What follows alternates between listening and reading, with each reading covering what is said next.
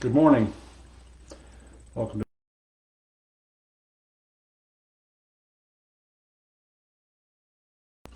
to have shown up last week looking for meditation and a talk. I was recovering from minor eye surgery, so I just did a short meditation and then didn't do a talk because I couldn't really read my notes. He's in different places. He's on YouTube, he's on Facebook, and I went with Zoom, but I didn't want my picture moving. Appreciate that. And I had been advised to cut down on screen time, so but all good. And thank you to those who reached out to see if I was okay. I am fine. So, mindfulness of the body. Mindfulness of the body, sometimes in decay. So, today we are continuing our stroll through the Eightfold Path, and we're going to talk about right mindfulness, which is the seventh part of the Eightfold Path. So far we've talked about right understanding, right intention, right speech, right action, right livelihood, and right effort. And this is the path that the Buddha laid out as a solution to suffering. So today we're going to talk about right mindfulness. I'd like to address that part of that quickly before we begin the meditation. Because the question I am asked and the comment that I hear most frequently is, I can't get my mind to be quiet, so I'm not really meditating. Or I'm not doing it right because I can't get my mind to be quiet. And no, you can't. Neither can I, and neither can anybody else. That's not really what we're trying to accomplish, and it's not what we're doing here. What we are working on is having a different relationship with the noise. The mind, the part of the mind that we hear, generally does not go quiet. It does not go quietly, and it does not go quiet. We practice coming back to focusing on something other than that. And in this particular type of meditation, we use the breath as an anchor for coming back to the present moment. Because that part of the thinking mind is rarely in the present moment. It's rarely actually describing what's happening to you right now.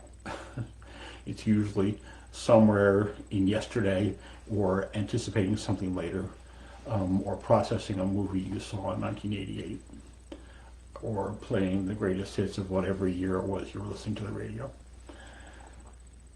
But it's not here. So the focusing on breathing, it is not a fail, and it is not a distraction when the mind wanders off, because it's going to do that.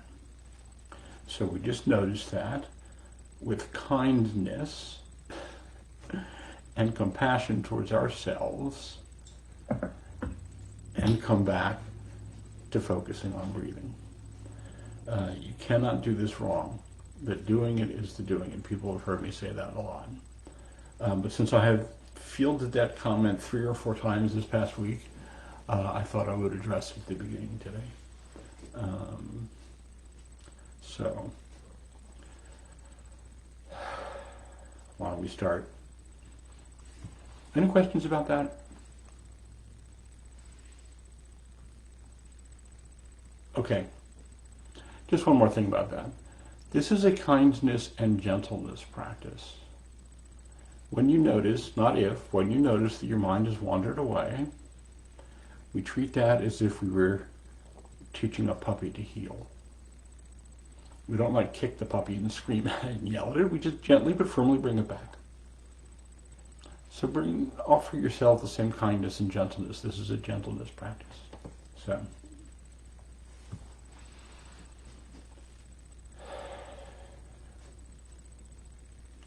Why don't we start by finding a meditation posture?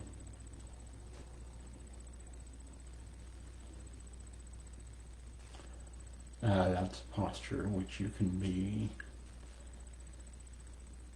relaxed but alert, sitting up straight but not rigid. Your back sort of has a natural curve, just sort of letting that happen without slumping. If you imagine you had a small string like at the top of the crown of your head and you pulled it up, that would straighten the top of your spine without tensing the muscles in your neck and shoulders. And you tuck in your chin a little bit.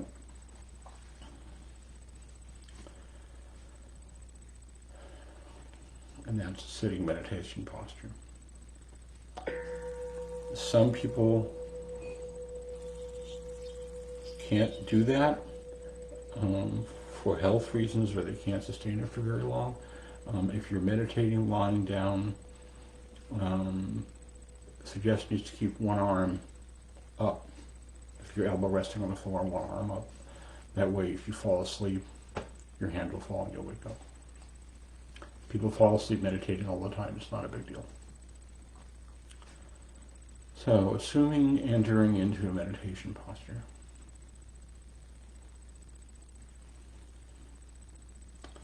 And let's start with a few slow, deep breaths, just to help us get in touch with the body. Long, slow, deep breath in.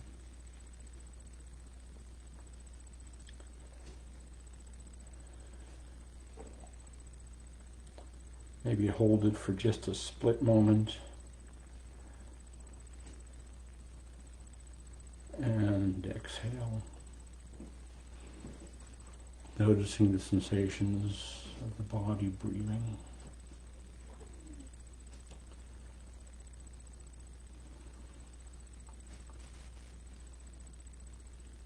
One more slow, deep breath. And as you exhale, just begin the process of relaxing and softening.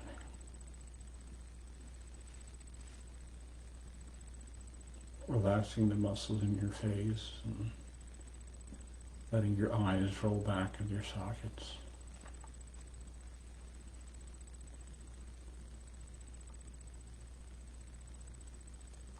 And letting your breathing return to normal.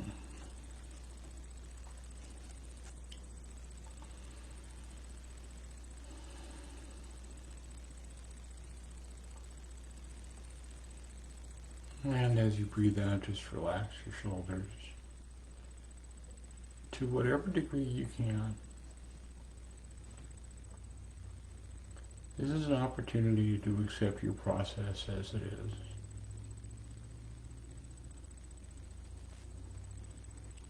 If you're having trouble relaxing parts of your body, just notice that. And be kind. Notice any places of holding or tension.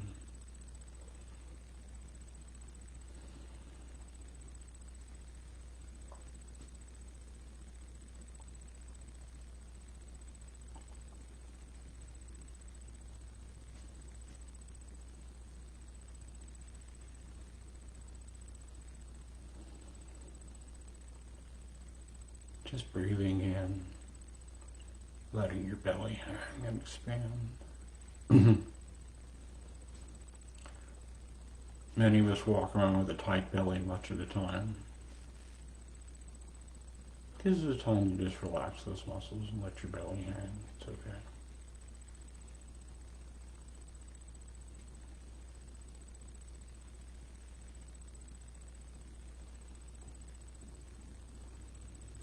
Letting your abdomen and your belly relax.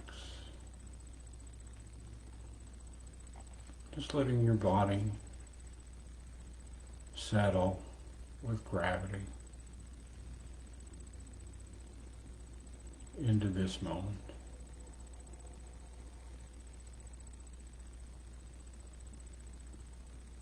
There's nothing complicated. There's nothing to do but just sit here.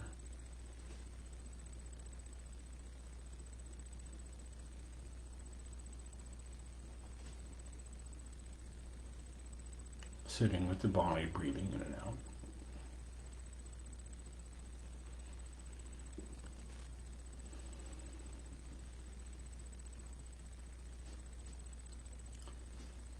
And now let your attention, your focus come to your breathing.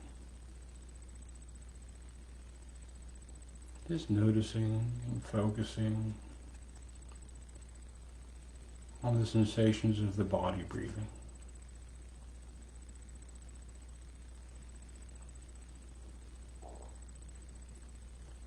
There's nothing to do with the breath. The body breathes itself. And resting your awareness on breathing.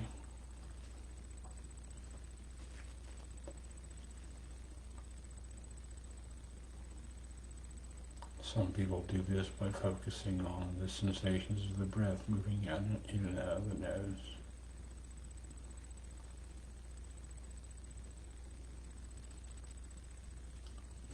And some people focus on the sensations of the chest and belly moving up and down, or any combination.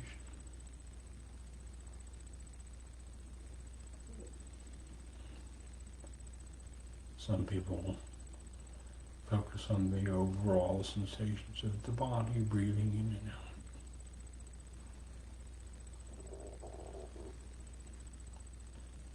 There's no right way or wrong way, it's just the way that works for you.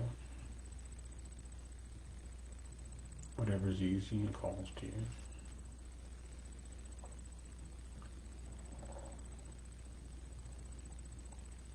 Just resting your focus and awareness. Relaxing into focus in the body breathing.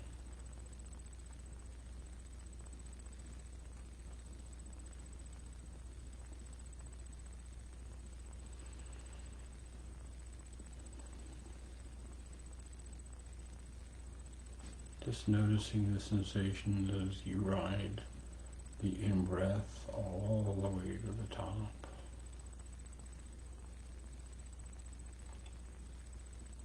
Noticing the sensations as your body transitions into an out-breath.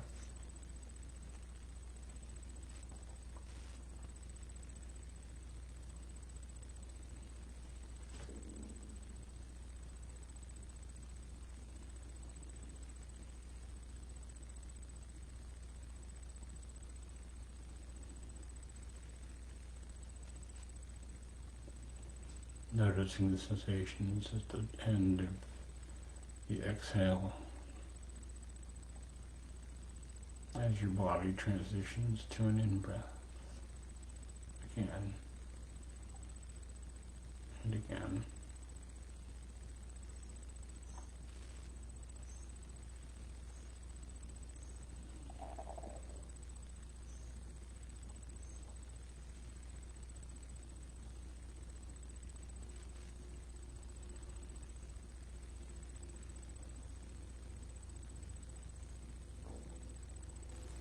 If your mind wanders off, that's okay.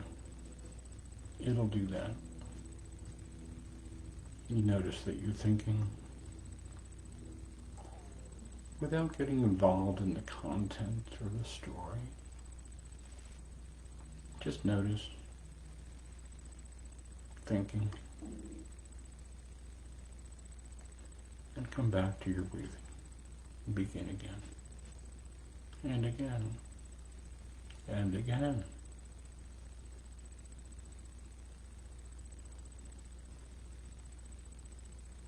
With gentleness.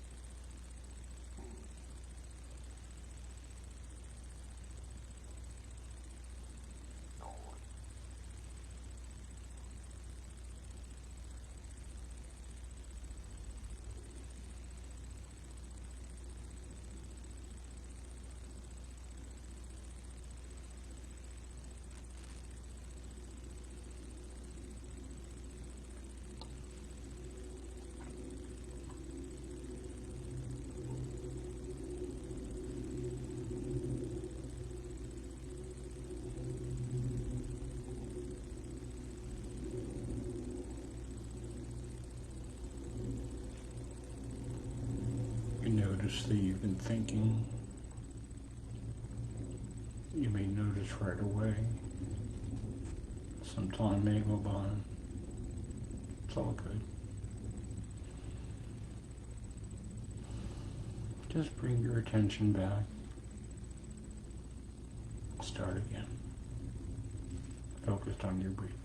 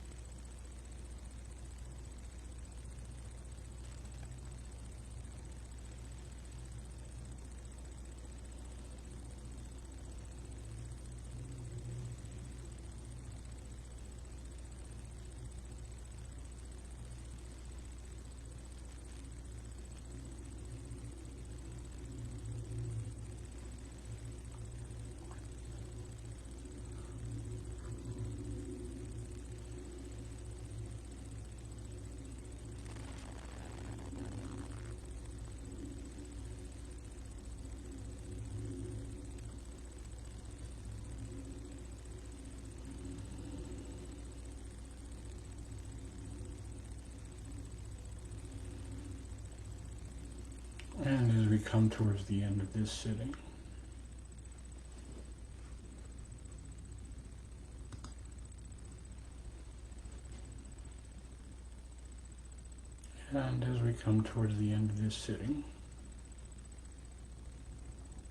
I invite you to just take an internal weather check. Notice how your mind is feeling right now. Notice how your body is feeling right now.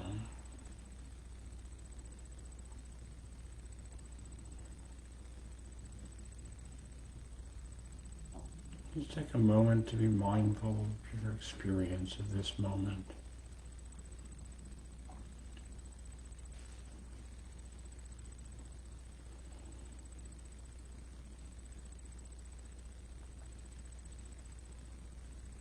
Noticing if your mind is drifting out of this moment or staying where you are. Notice if you're feeling more relaxed or more tense, if your mind is quiet or busy.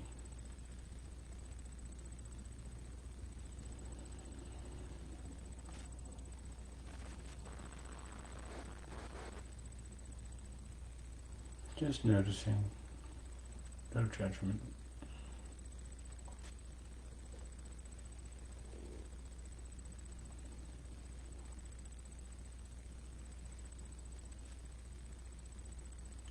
Whatever benefit or centering or calmness you receive from today's practice, from this practice in general, help you to move through the world with kindness and compassion and awareness, to view the world through kind eyes.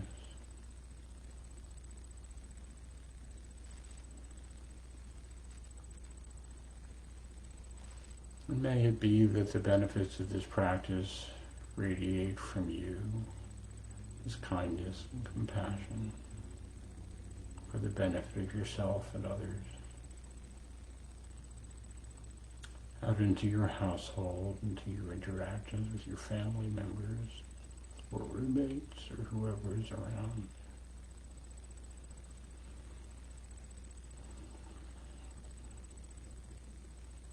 May that kindness and compassion radiate into your actions with people you just see, your interaction with the person at the grocery store, anyone you talk to or meet today, strangers who you just happen to meet their eyes walking down the street, smile. May it be that the benefits of this practice enable us to walk through the world with kindness, compassion, and love for ourselves and for others, and to recognize that we may not be there all the time, and that's okay, and love the process.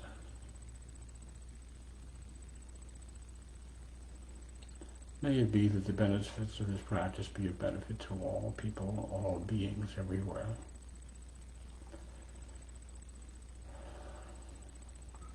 May all beings be happy. May all beings be well. May all beings be safe.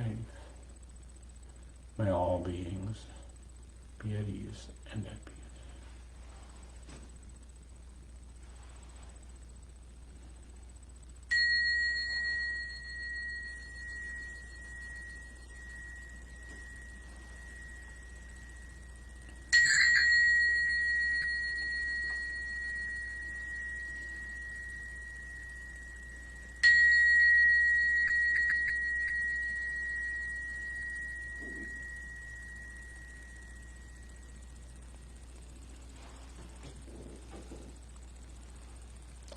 Thank you for your practice.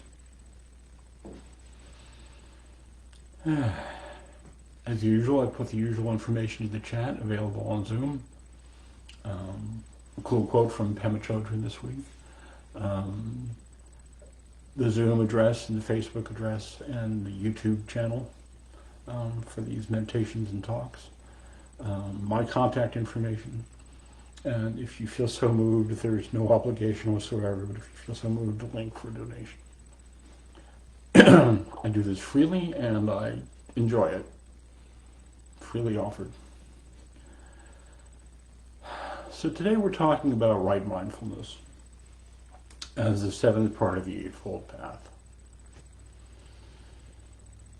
And mindfulness is simply the art of focusing on our experience of the present moment without judgment, just being with what is. It's about accepting ourselves, our feelings, our experience as it is, and knowing we're okay. It's easy to start to believe that because we're experiencing difficult feelings, anger, sadness, frustration, that there is something wrong, we're not okay, and we have to change that. Mindfulness suggests that there is nothing wrong. It's just our experience of the moment. And if you notice, your experience of the moment shifts all the time.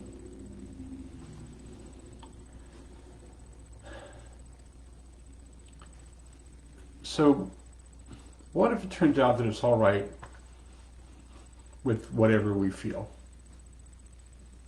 We don't have to meet it with aversion and reject it. We don't have to cling to it if we like it. It's all right. Because feelings have three qualities. They're not good or bad. They just are. But they have three qualities: pleasant, unpleasant, or neutral. I feel good. I feel not so good. Or it's kind of like that. And if in those moments when we're struggling internally, we're feeling anxiety or depression or whatever, if we look around at the present moment, more often than not, where we are right now, all is well and nothing is actually happening. And the art of mindfulness is coming back to that again and again and again. And I refer to mindfulness and meditation and related elements as a practice. It's a meditation practice, it's a mindfulness practice, because that's exactly what we do. We practice, like practicing the piano or practicing the violin. I keep coming back to that, one of my favorite quotes about just about anything, from the great musician Pablo Casals, who is known to practice 8 hours a day, one of the most accomplished musicians in the world. Someone asked him why he does that, and he said, well, I might be learning it. So mindfulness is not a place that we arrive at necessarily. It's something that we practice, which is one of the things that prompted me to talk about that early before we began the meditation. Because people often come to me and say, I can't because my mind won't. That's okay. We're not trying to get the mind to do something or be different. We're just practicing coming back. And part of that is being aware of what's going on. If your mind wanders off into thought, just be aware of the process. That's the point. And that moment when you notice that, that's where you're in that present mindful moment. When you wandered off, just noticing the process. Without getting involved in the content and the story and the narrative, because that part of the mind likes to make things up all the time. The mind just tends to wander. And often it settles on something that made us unhappy yesterday, or something bad we think might happen tomorrow, or replaying past conversations to a different conclusion, or imagining what we would say if, when. It tells us mundane things that we already know. Here's a perfect example of that. The house I had before this one, there's a fence in the backyard that blew over in a storm. Part of it did. So I had to put it back up again. So I'm out there and it's like hot, Sacramento, California. hot. They call it the warmer inland valley for a reason. I'm out there with a fence post hole digger, one of those things, and it's killing me. My back hurts, it's hot, I'm uncomfortable, the ground is hard, and my mind is saying, this really sucks. Right? It's hot, your back hurts, you don't want to do this, as if I wouldn't already know that. So it does that sort of thing. It's like I used to ride a scooter, 600cc scooter, ride it to work one day. It's a beautiful day. I got to go home at the end of the day. Now it's raining. We're talking pouring down rain here, so I'm riding up this road. And it's raining, and I'm wet, and I'm miserable. And riding at 50 miles an hour in the rain is like little pinpricks, right? And I'm nervous because scooters don't have the same traction as motorcycles, and I'm cold, and every couple of minutes a truck comes by and sprays me. And my mind, I'm hearing this thing in my mind saying, this really stinks. I'm cold, I'm wet, I'm miserable. I hope I don't go off the road, and that truck is going to spray me, as if I wouldn't have already known that. Mindfulness includes recognizing that that's happening, not judging it, just, okay, this is something that my mind does, and coming back to the present. If you're on a motorcycle in the rain, it's really important that you be in the present. So, what if we just hold still, stay here, recognize that there's nothing to fear in this moment, and this is the only moment. This is the moment where you are. 99.999 times out of 100, nothing is happening. Right? I don't say 100% of the time, because I have a friend who owns a liquor store in California, and there's a big plate glass window out into the parking lot, and somebody backed his truck through the window and hit my friend. He wasn't hurt, just knocked him over. So you never know. There are those moments where something happens and we're not okay. Luckily he wasn't injured. But most of the time, nothing is going on. The future we imagine never gets here, and when it does, it's in a completely different form than we imagined. I had some anxiety about earthquakes when I was living in the San Francisco Bay Area. I was there for the Loma Prieta earthquake. I was like, charge wire, right? But it was a completely different experience than I was expecting. So all of my worrying about that hadn't prepared me for it at all. So the future we imagine never arrives, not ever. And replaying the past with a fantasy of a different outcome is just a way of beating ourselves up. So mindfulness suggests that we just, when we notice that we're doing that, just come back. There are going to be difficult moments of grief and conflict and sadness. It's okay.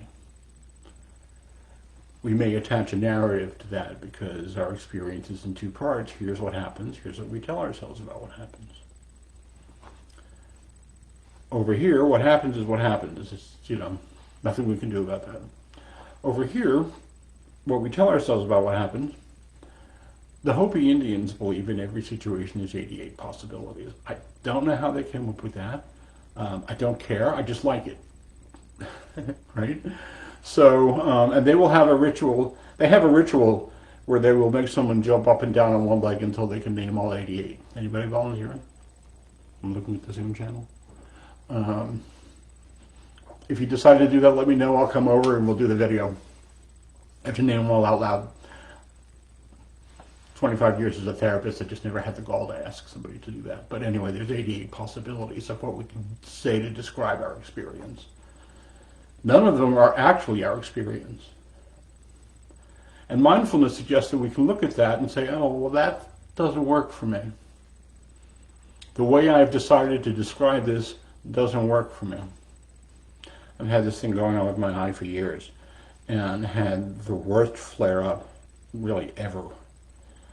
the last few weeks, and had like minor surgery and all of this stuff, and the narrating part of my mind kept telling me that I'm just not going to be okay. This is just going to stink forever.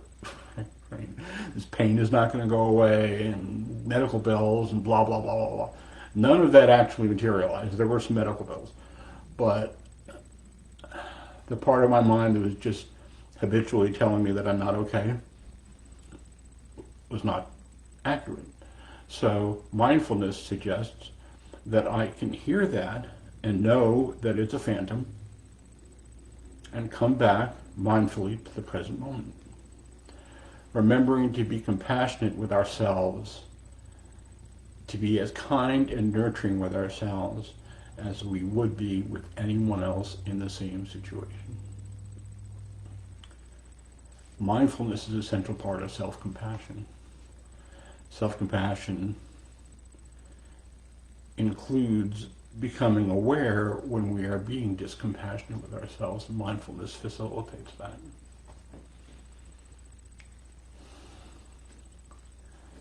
So when we catch ourselves in those moments, and we can say, oh, I don't want to go there.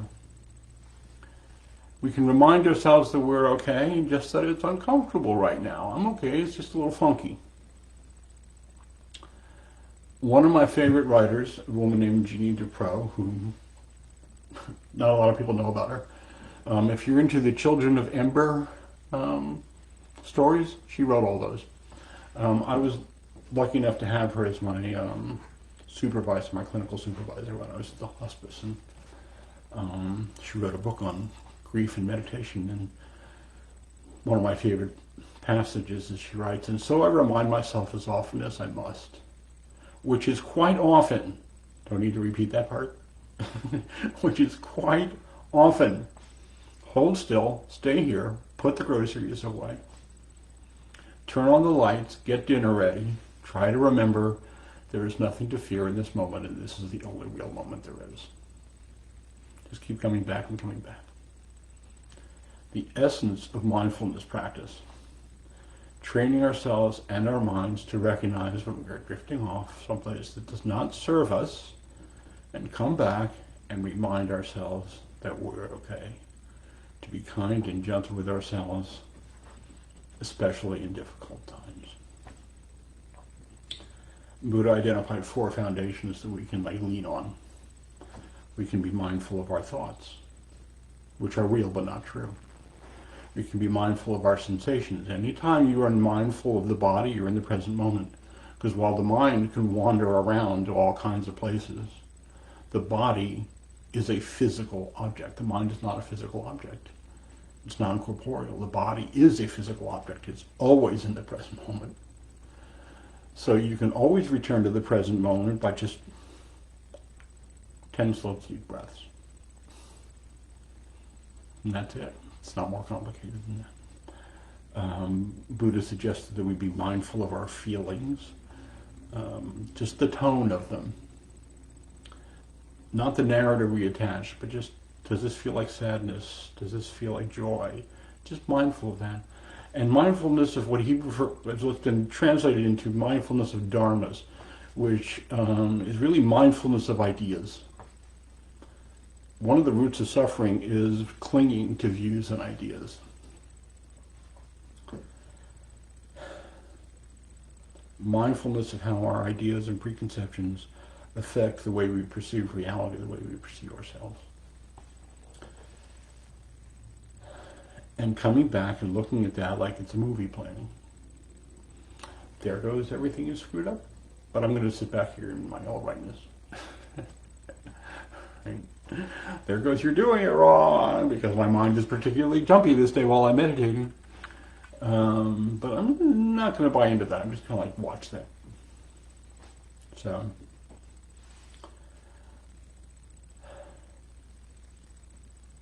the nature of spiritual practice is repetitive. In the 12 steps of Alcoholics Anonymous, the words "continued to" show up. In the 10th step, almost any spiritual tradition or practice refers to some form of repetition. Don't worry about it. The doing it is the doing it. We just practice as best we can. And we meet that with kindness and gentleness and compassion for ourselves and by extension to others. So, thank you for your kind attention. Does anybody have any comments, questions, criticisms?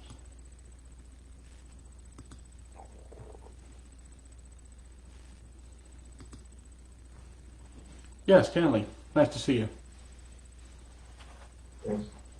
What are the four things to be mindful of again? It's in a sutra called the Four Foundations of Mindfulness. Okay.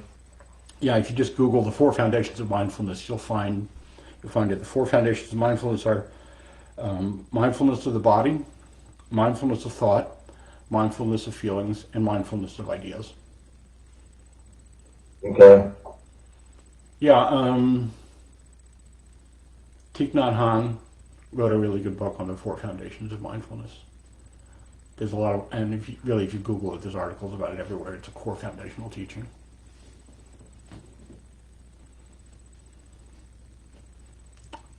Anything else? Anybody else?